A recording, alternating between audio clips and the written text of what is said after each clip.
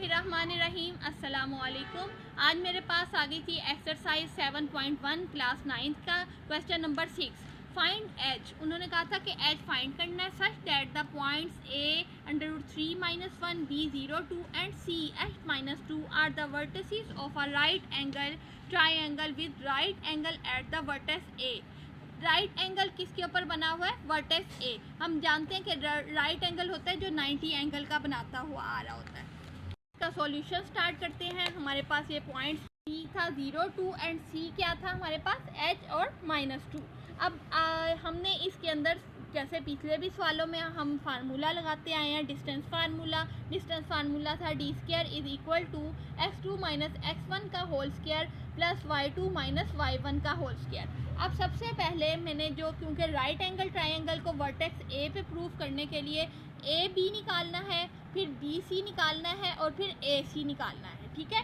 अब A B D मेरे पास क्या है? डी हमारा डिस्टेंस है ए से बी के दरमियान, ए बी का होल स्क्वायर। ठीक है। अब ए बी के लिए मेरे पास ये ए के लिए x1 हो जाएगा और ये y1 हो जाएगा, ये मेरे पास x2 हो जाएगा और ये y2 हो जाएगा। ठीक है। ये x2 की वैल्यू मेरे पास आ जाएगी 0 माइनस x1 मेरे पास क्या था? √2। ये देखें, ये मेरे पास हो गया x1 और ये मेरे पास हो गया y1, ये मेरे पास हो गया x2, ये मेरे पास हो गया y2। ठीक है। ए बी के लिए अब देखो x2 - x1 का होल स्क्वायर है ना, 0 माइनस √3 का whole square plus y2 - y1 2 और देखें 2 और ये था और माइनस और -1 था ऐसे। ठीक है। तो इसको जब हम सिंप्लीफाई करेंगे तो -+1 का होल स्क्वायर आ जाएगा। अब ये देखें 0 तो एज इट इज होगा, 0 का स्क्वायर 0 ही होगा, माइनस प्लस हो जाएगा, माइनस √3 का होल स्क्वायर प्लस 2 + 1 क्या हो गया? 3 का होल स्क्वायर। अब ये देखें, आपको पता है स्क्वायर रूट किसके इक्वल होता है? स्क्वायर रूट हमारे पास इक्वल होता है 1/2 के। स्क्वायर रूट इस स्क्वायर से कैंसिल हो जाता है तो 3 आ गया, 3 3 9, 3 + 9 क्या आ गया? 12 आ गया। अब मैंने आपको जैसे बताया था कि ए बी निकालना है, फिर हमने अब ए बी निकाल लिया, अब मैंने बी सी निकालना है, बी सी का होल स्क्वायर। अब बी सी के केस में मेरे पास ये बी और सी के केस में अब मेरा ये बी अब मेरा x1 बन जाएगा और ये यानी 0 मेरा x1 और 2 मेरा y1 और सी मेरे पास एच, सी के केस में एच मेरा x2 और -2 मेरा y2। ठीक है। अब बी सी का होल स्क्वायर फार्मूला वही है, x2 - x1 का whole square plus y2 - y1 का होल स्क्वायर। अब ये देखें h -0 का होल स्क्वायर। ठीक है।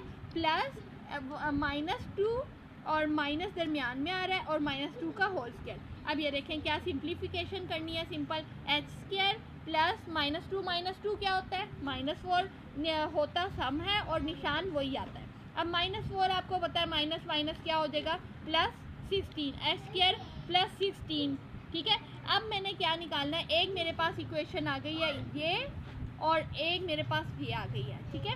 अब मैंने निकालना है ए सी के केस में मेरे पास ये x1 y1 हो जाएगा और ये x2 y2 हो जाएगा।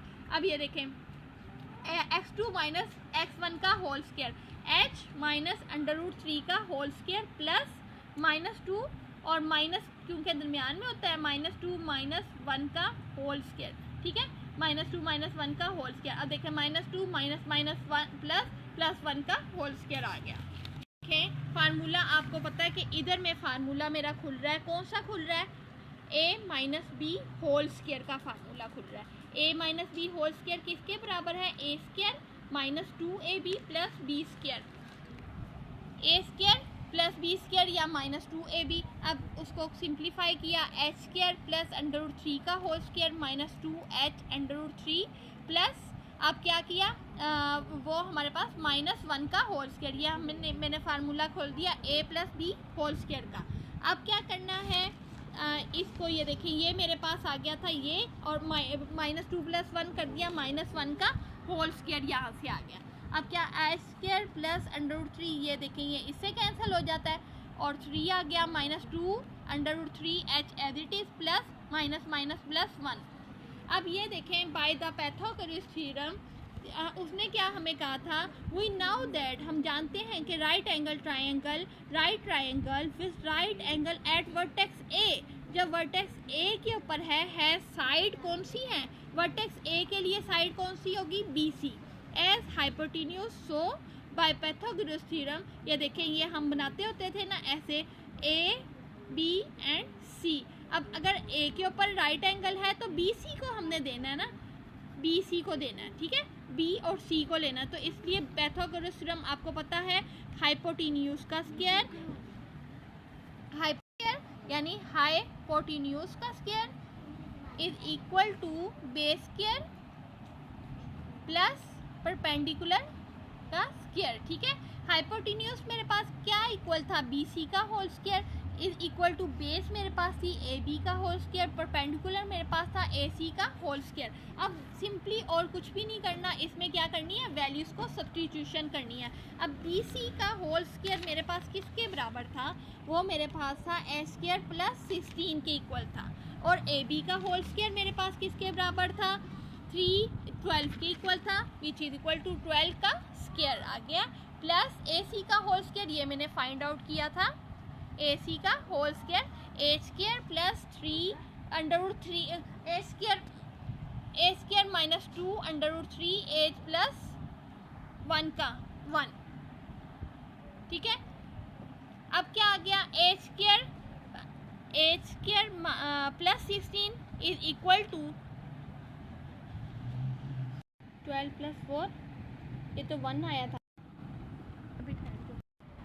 अब ये देखें पाइथागोरस थ्योरम लगाया, A square plus 16 is equal to 12 plus A square minus under root 3 H, और 3 प्लस 1 क्या हो गया था, 4 हो गया था।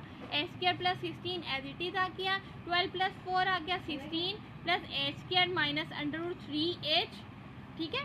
अब ये आ गया, अब क्या किया हमने, A square as it is आ गया, A square plus 4 minus 2 under root 3 आ गया, ये 16 से कैंसिल हो गया, A square plus 4 minus 2 under root 3।